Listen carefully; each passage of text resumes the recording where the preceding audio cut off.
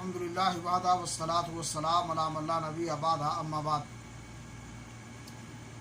ناظرین کرام، دروس سیرہ میں آج کے درس کا عنوان ہے اللہ کے نبی جناب محمد رسول اللہ صلی اللہ علیہ وسلم کی خدیجہ رضی اللہ تعالیٰ عنہ سے شادی۔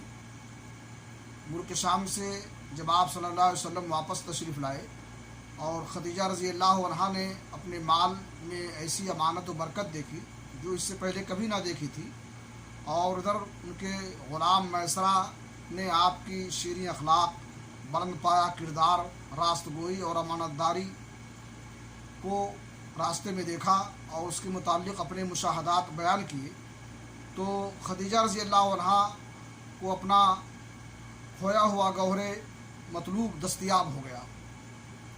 اس سے پہلے بڑے بڑے سردار اور رئیس ان سے شادی کے خواہاں تھے، لیکن انہوں نے کسی کا پیغام منظور نہ کیا تھا۔ اب انہوں نے اپنے دل کی بات اپنی سہیلی نفیسہ سے کہی، اور نفیسہ نے جا کر نبی صلی اللہ علیہ وسلم سے گفت و شنید کی۔ آپ صلی اللہ علیہ وسلم راضی ہو گئے اور اپنے چچاؤں سے اس معاملے میں بات کی۔ انہوں نے خدیجہ کی چچا سے بات کی اور شادی کا پیغام دیا۔ اس کے بعد شادی ہو گئی۔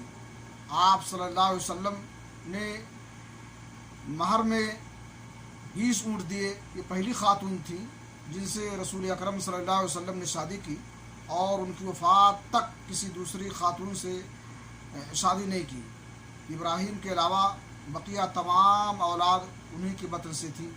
آج کے درس پر یہ باتوں پہ اتفاق کرتے ہیں۔ اللہ رب العالمین سے دعا ہے کہ اللہ تعالی ہمیں نبی کی سیرت اپنانے کی توفیق دے۔